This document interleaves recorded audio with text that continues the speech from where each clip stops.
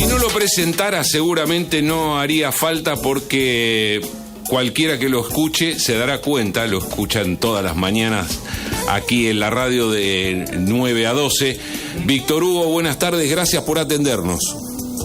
Un placer, muchachos, le debo mucho a la 105.5, estoy encantado de estar en línea. Bueno, este programa que se llama Sueños y Sonidos, gracias a Pablo Neruda, y la primera pregunta que te voy a hacer tiene que ver, ¿qué pasa en Chile? Mirá, te voy a sacar de la Argentina primero. ¿Por qué no se va Piñera? Por el enorme poder que tiene la derecha económica, la oligarquía de cada uno de nuestros países, que Piñera con un porcentaje bajísimo igual se quede, y que en todo caso, si no tuviera el más remedio que sustituirlo, pusieran a uno peor, es consecuencia del dominio tremendo que tiene la derecha, constituido por el poder económico y por el poder mediático en cada país.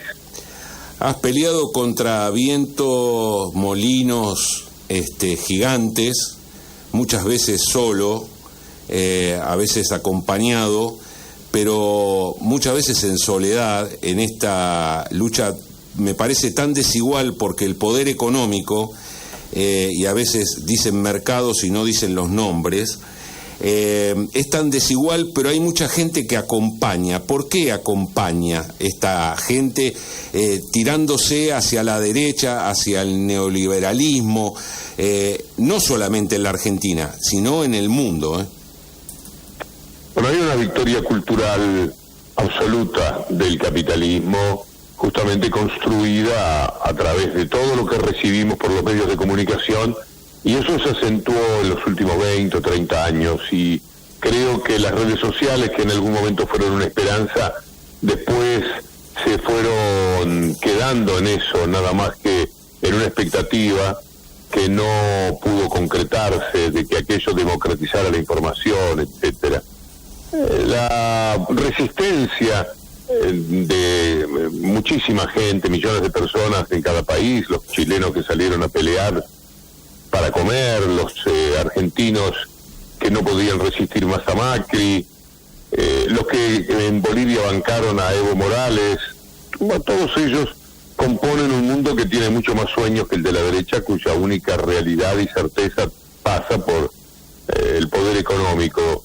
Lo consiguen por quienes llegan a tener tamaño poder y por quienes acompañan, por la victoria cultural del capitalismo, ciertas ideas que son la meritocracia, el triunfo de lo individual sobre lo colectivo, etcétera, son el resorte fundamental que dispara esa potencia que tiene la derecha, que en Chile, en Ecuador, en Colombia hayan querido cambiar los gobiernos, millones de personas que salieron a las calles y los mataran, o como en Chile, les arrancaran los ojos porque les tiraban a la cara, que murieran decenas de personas, que dejaran heridos para siempre a cientos, y que se queda ahí Piñera con su inutilidad, su incapacidad.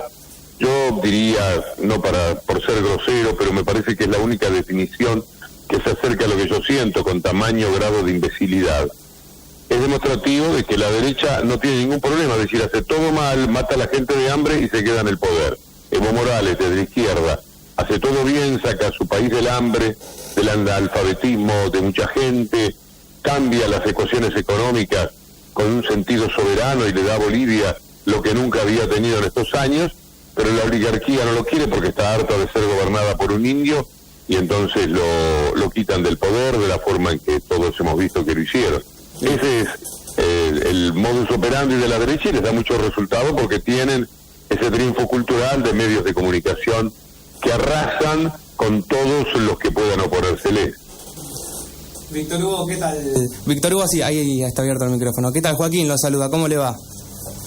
Muy bien, denme un chiquitito más de retorno. Ahí está, bueno, ahí le decimos a Roberto Alejandro que controle el retorno. Aprovechando este contacto, tengo en mano un libro que escribió usted, Un grito en el desierto. Tengo la segunda edición, porque yo en el 98 tenía 4 años, imagínese que todavía no lo podía leer. Y en un momento habla de un hombre, padre de familia, que se hace llamar 11, porque es el desocupado número 1.957.211. Irónicamente, utiliza esa denominación, y quería preguntarle, que usted lo escribió en el 98, antes de que se detone todo en el 2001, si luego de la recuperación que se dio en el país a partir del 2003 y demás, si usted se imaginó que 15 años después iba a volver a pasar lo mismo y este estereotipo de 11 iban a volver a aparecer aquí en la República Argentina. Aquel libro que amo profundamente, Un grito en el desierto, que escrito en el 97, en realidad publicado en el 98, marcaba lo que yo sentía como que debía ser el final del neoliberalismo. Pero es un libro escéptico porque yo no creí que fuera a suceder lo que pasó entre el 2003 y el 2015 en la Argentina. El libro daba por sentado definitivamente el triunfo del neoliberalismo, que nada iba a cambiar, que todos se entregaban a esa ideología, si queremos llamarle de esa forma. Y no tuve razón, porque la verdad es que de una manera imprevista para mí apareció en el mundo en el 2003 el gobierno de los Kirchner, que duró hasta el 2015, y verdaderamente las cosas fueron completamente distintas, pero en paralelo, porque el libro está escrito más sobre una impronta latinoamericana que sobre la Argentina, aunque hay predominio de lo que yo sentía que pasaba en la Argentina. Al mismo tiempo, desde el 98, Chávez, que fue el primero en aparecer, y luego Kirchner, Lula, Correa, Evo Morales, y se construyó un mundo que yo pensaba que ya había sido descartado para siempre. O sea que en el libro yo no tengo razón, me equivoco en el análisis que hago del futuro, no de lo que estaba sucediendo en el presente. Cuando estábamos por el 2011, 2012, después de la ley de medios, cuando comienza la durísima batalla de los medios de comunicación de derecha de la Argentina contra el gobierno de los Kirchner, yo me di cuenta que estaban volviendo, y en el 11, en el 12, en el 13, aún en las derrotas de la derecha, porque todavía había mucho bienestar, estado de bienestar en la Argentina, empecé a creer que el neoliberalismo podía volver, porque era terrible el poder de los medios mintiendo, sesgando, envenenando la vida de la gente. Y lo consiguieron, lo siguen haciendo, y dieron vuelta a las cosas, pero con más rapidez que en aquellas épocas de los 90, condenaron a la gente a mucha hambre y mucha postergación, con lo cual perdieron frente a esa desesperación de la gente. Pero yo creo que ahora, en el final de mi vida, estoy aprendiendo que estas cosas son cíclicas. Ahora vendrán posiblemente 8 años buscando un estado de bienestar, vamos a ver si se consolida eso, 8 o 12 años, pero el neoliberalismo volverá, porque siempre está con una enorme fuerza, y apenas declina el valor de quienes quieren un mundo más inclusivo y más justo, apenas las cosas les van mal, muchas veces les van mal porque justamente la derecha promueve que así sea, reaparece el neoliberalismo. Esto es así, por eso tuvimos neoliberalismo. Bueno, la dictadura fue impuesta por el deseo económico de llegar al neoliberalismo, por eso tuvimos neoliberalismo con Menem, por eso volvimos a tener neoliberalismo con Macri. Van a volver siempre. Hay que luchar de todas maneras para que demoren lo más posible en volver, y que cuando están se queden lo menos, como ocurrió ahora con el gobierno bochornoso de Macri. En este momento, y viene al caso a lo que decís, Víctor Hugo, la oposición, la verdad que está recrudeciendo sus niveles de confrontación y apuesta a radicalizar y polarizar en esta sociedad. Desengrietar la Argentina es uno de los desafíos principales de esta oleada y del inicio del gobierno de Alberto y de Cristina. Una partecita que justo se me cortó. ¿Qué cosa del gobierno de Cristina y Alberto? Digo, desengrietar la Argentina es uno de los desafíos principales. No es posible eso. No es posible, y yo no soy partidario de eso. El mundo tiene que tener los luchadores que confrontan con ese poder. Mira, en Estados Unidos el 1% de los más ricos ahora tienen todo el dinero que tiene la clase media. Es decir, el resto de la sociedad, prácticamente el mismo. El 1% de los ricos de Estados Unidos. Lo trasladás al mundo y el 1% de los habitantes del mundo, un poquito menos, 2.000 y pico de personas, tienen lo que 6.900 millones de personas. Un mundo así, tan injusto, tan grotesco, solo es posible con un triunfo muy grande de quienes hacen la cultura del capitalismo. Por lo tanto, la persistencia de la grieta es una necesidad, porque hay que luchar contra ese mundo. ¿Qué es la grieta? La grieta no es lo que ellos llaman el invento de esa palabra, no tiene que ver con que pensamos distinto. Desde el fondo de la historia venimos pensando distinto. Lo que ellos consiguieron instalar es que la grieta es promovida por las izquierdas, por así decirlo. Es decir, la grieta se cambia si los gobiernos de izquierda hacen lo que la derecha quiere, o si gobierna la derecha. Pero la grieta es una cosa que existió siempre, es decir, la diferencia de opiniones que existe en todo el mundo y que es absolutamente necesaria. Si todos pensaran igual hacia la derecha, como lo que predomina económica y mediáticamente en el mundo quiere, nos quedaríamos completamente indefensos. La grieta es la capacidad de luchar para cambiar este mundo horrible. ¿Cómo luchamos contra estos medios dominantes, que no solamente es Clarín, en otros lugares y en ciudades más pequeñas? Mar del Plata no es tan pequeña, es una de las principales ciudades de la provincia de Buenos Aires.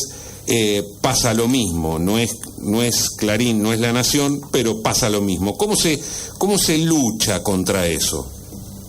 No, es que cuando vos decís Clarín, tenés que incorporar el concepto televisión, incluso redes sociales, que ellos ya están, te diría, poco a poco en pleno dominio también. Entonces, Mar del Plata, quizás la gravitación es más de algún diario local en cuanto a diario, pero tenés TN, Canal 13 durante todo el tiempo y sus repetidoras, y eso por supuesto que marca también una gran diferencia, todo el día, todo el tiempo, 24 horas, diciendo un discurso que justamente propende a que la gente esté derechizada, como sucede lamentablemente en Mar del Plata, donde ni con el hambre de enormes mayorías de gente le pudieron ganar a la derecha, que promovió en el orden nacional, pero también en lo local, tanta injusticia. Así que el predominio es absoluto y total, y no necesariamente de los diarios. Ahora, ¿qué tenemos que hacer nosotros? Seguir luchando, lo que tenemos una convicción completamente distinta. Tenemos que seguir dando pelea hasta el último día de la vida, porque amamos la profesión, porque la queremos un poco mejor. Clarín y Nación la han convertido en algo peor que la basura, en algo más difícil de recorrer que el fango más pesado que uno pueda imaginar. Han hecho un verdadero estropicio. Y bueno, del otro lado hay que refutarlos, hay que pelearlos, hay que denunciarlos, hay que desmentirlos.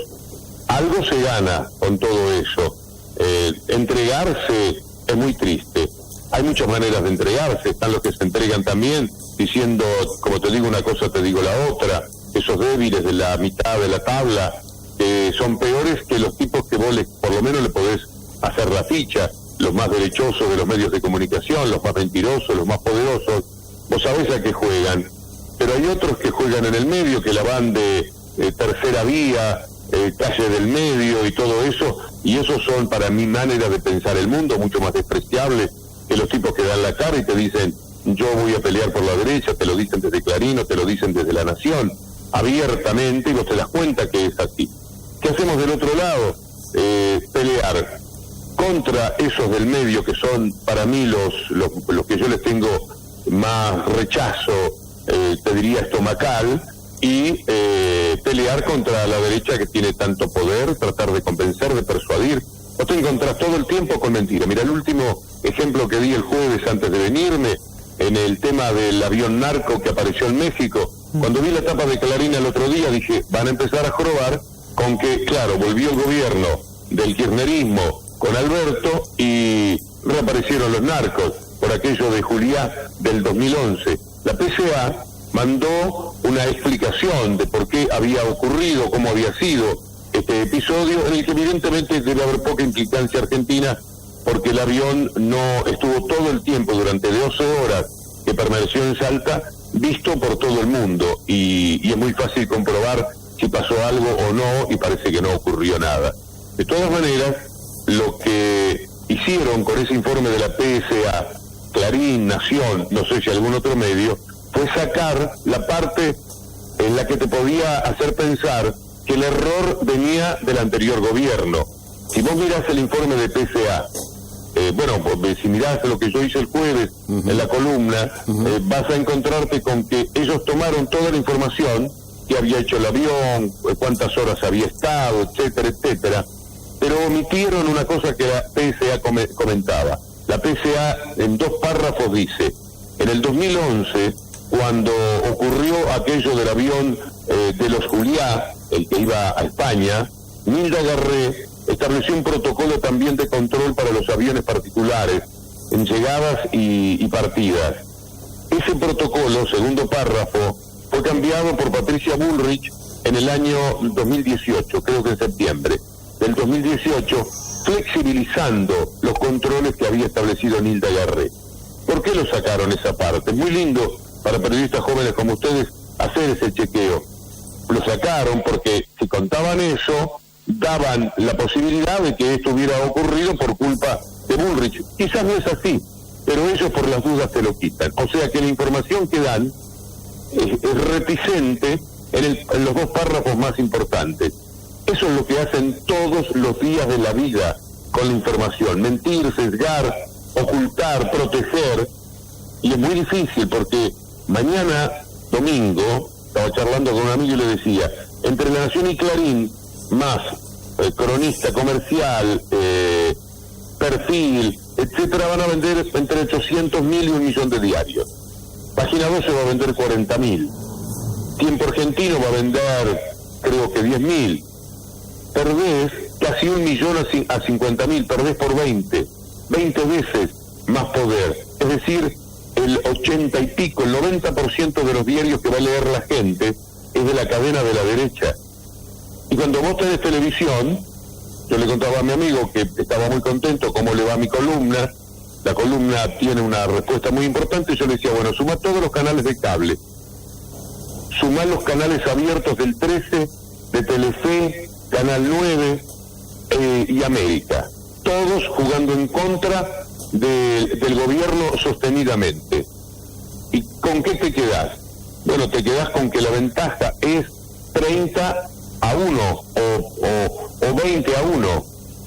Y esto es terrible. Ahora, cuando ustedes me preguntan como muchachos, ¿qué hay que hacer contra esto? Seguir dando pelea y tratando de mostrar las cosas, pero ni la pelea periodística cambió, ni Alberto, ni siquiera Cristina, con el amor que le tiene el 40% de la gente en la República Argentina. Esto cambió por el hambre, por la desesperación de la gente, desesperación de los mismos que habían votado a la derecha, en este caso sí, gravitantes, culturizados por el fenomenal poder de Clarín, que es la estafa más terrible con la que hay que luchar todos los días en la vida de la Argentina. Hay que seguir, hay que dar pelea y qué sé yo, en algún momento quizás seamos un poco más eficaces. Sí, bueno, quedarían 1000 preguntas para hacerte, pero sí, esta no la puedo omitir, más allá del agradecimiento por el tiempo que nos has dispensado, y más allá de que quedarían, porque hay mentiras contra Cristina sobre la verdadera historia de la Ruta 9, Baez y el PRO, para preguntarte. Bueno, me alegro que lo menciones, es increíble. La gente debe ser invitada. Ustedes siempre, cuando encuentran estas cosas en la pelea, hay que invitar, porque una de las cosas que ocurre es que la derecha funciona sola, con una gran complicidad. Los medios de izquierda, a veces por celos, a veces por no estar atento a lo que hace un colega que vale la pena, no reflejan muchas veces las cosas. eso que cuenta Raúl Colman, que salió en Página 12, que tuiteó Cristina, es formidable para comprender cómo Clarín y Nación mintieron aviesamente y de la peor manera. Ahora, claro, la mentira sale en Página 12, la mentira salió en medios que tienen 20, 30 veces más de influencia. Está la desgracia que tenemos. Ahora bien, Página 12 no les contesta, no refuta, sí hay que hacerlo, y ustedes también, y tenemos que crear algún circuito positivo para que la gente sepa un poco mejor lo que está pasando, para que pueda cotejar la información de los medios dominantes con esa otra verdad que nosotros tratamos de escribir. Víctor Hugo, antes de que Luis, mi compañero, haga la pregunta clásica del programa que tiene que ver con el nombre, quería mencionarle que además de salir de lunes a viernes aquí en la 105.5 todos los días, que hay muchísima gente en Mar del Plata y en ciudades aledañas que lo escuchan, que aquí en el programa invitamos a excombatientes de Malvinas, también de la mano de mi compañero Luis, que lo hace mucho tiempo, y en un momento muy especial de la entrevista reproducimos tu relato del gol de Maradona, y quería comentarte y agradecerte porque la reacción de los excombatientes al escuchar ese relato es magnífica y se genera un momento radial increíble luego de ya de muchísimos años, y bueno, quería mencionártelo. Muchas gracias. Bueno, yo los valoro mucho. Se ha peleado, bueno, primero que nada por parte de ellos, pero también muchos hemos acompañado tantas injusticias como las que han debido enfrentar desde el primer minuto, porque como no habían ganado la guerra, trataron de tapar todo eso, los ningunearon, tardaron en reconocerle lo que habían hecho, la condición de verdaderos héroes. Hay un espectáculo que se da en Buenos Aires que se llama Campo Minado, que es muy, muy interesante que pudiesen verlo, y ahí uno puede apreciar como la película Iluminados por el Fuego, puede apreciar el nivel de heroísmo que tuvieron todos ellos, así que hay una gran admiración, y por supuesto me halaga muchísimo esa reacción que me contás cuando escucharon el gol. Sí, hacemos un invitado una vez por mes, mirá, eso te cuento, porque no es el 2 de abril, es todo el año. Bueno, Víctor Hugo, la última, agradeciéndote mucho. El programa, como escuchaste, se llama Sueños y Sonidos, y nosotros le preguntamos, en este caso a Víctor Hugo Morales, cuál sería su sueño y cuál sería su sonido. El sonido es el de la radio, un programa de radio con sus cortinas musicales, con sus voces. Fontana Rosa decía una cosa muy linda, que el sonido de su vida eran los relatos deportivos. En algún lado está escrito por el gran escritor Rosarino. Yo creo que mi sonido, sí, es el mundo de la radio. Por supuesto que esto incluye la música, y dentro de la música a mí me gustan mucho todos los géneros. He tenido mucha suerte en poder disfrutar prácticamente de todo, creo que lo que musicalmente se ha hecho. Creo que ese sonido radial es el sonido, por otra parte, de mi vida, donde yo he pasado la mayor cantidad de mis horas. En cuanto a los sueños, hay inmediatos y hay más generales. El sueño es que el mundo sea un poco más justo, y el inmediato, que este gobierno pueda hacer pie, pero no haciéndole el gusto a la derecha. Todavía hay atisbos de la fuerte presencia de la derecha contaminándolo todo, condicionando al gobierno. Pero ahora las cosas van aceptablemente, se toman medidas que son a favor de la gente, que son a veces repelidas por la derecha. Está intentándose mucha dignidad en el pago de la deuda, de los intereses de la deuda. Me parece que se va a salir decorosamente de ese tema, pero todavía hay presos políticos en la Argentina, todavía, para decir una sola, pero son muchos, todavía Milagro Sala está presa y sigue presa después que se han conocido lo que ustedes seguramente también escucharon, expresiones del presidente del Tribunal Supremo de Jujuy diciendo que Milagro no tocó un peso, que no se llevó una moneda, pero todavía están los presos políticos, todavía hay mucho que hacer en tratar de adecentar la relación de la sociedad con los medios de comunicación. la concentración es muy perniciosa, le hace muchísimo daño, porque esos medios de comunicación, además de ser dominantes, tienen enormes intereses y se plantan sobre esos intereses para hacerlos todavía más fuertes, y por supuesto siempre los gobiernos de derecha le van a venir 1000 veces mejor que los gobiernos que se pretendan por lo menos de centro, como hasta ahora está haciendo este gobierno. Ser de centro en el mundo es poco menos que ser izquierda brava, porque la derechización del mundo es feroz, el corrimiento de la línea política hacia la derecha es feroz, en donde pongamos la mirada. Por lo tanto, pelearlos aunque sea desde el centro ya es una manera de dar pelea, y me parece que esto es un poco lo que resume este primer mes y medio de gobierno. Yo sigo apostando en el sueño inmediato a que con esto que están haciendo construyan poder político, y que cuando lo tengan vayan a las transformaciones de fondo que son indispensables para la Argentina y que tienen que ver con los medios de comunicación, a través de la ley de medios, de la ley de monopolios, de las leyes de la competencia, de lo que fuera. Hay que encontrar los resortes para que hoy 9 de cada 10 diarios tengan la posibilidad de mentirle a millones de personas y los demás se queden mal informados, porque, es decir, esa gente estará mal informada y solamente estén con una información decorosa, una información que se compromete con la verdad y con esos sueños que ustedes mencionan de un sector minoritario. Hay que luchar para que en algún momento esa pelea no sea tan desventajosa, y esto es algo que tiene que ocurrir. La Argentina, como en ninguna parte del mundo, en ningún lugar, no hay parangón con esto, ni en la historia ni en el presente, ha conseguido una concentración de los medios poderosos verdaderamente atroz. Fox News en los Estados Unidos gravita muchísimo. Es un canal muy pero muy visto, y un canal asqueroso, repugnante, de la derecha más fea como la de Trump. Pero hay diarios que no piensan de esa manera, hay matices, hay canales, muchísimos canales que tienen una diferencia profunda de opinión con todo esto, y en consecuencia no hay el predominio que se da brutal, tremendo, destemplado e interesado que tenemos en la Argentina y que ha envenenado la vida de la sociedad. Víctor Hugo, muchas gracias, abrazo de gol. Cuando quieran, a disposición para la 105.5, lo que sea necesario. Un gran abrazo. Abrazo. Gracias. Tiene Maradona, lo marcan dos, pisa la pelota Maradona, arranca por la derecha el genio del fútbol mundial, y es el tercero para Borruchaga, siempre Maradona, genio,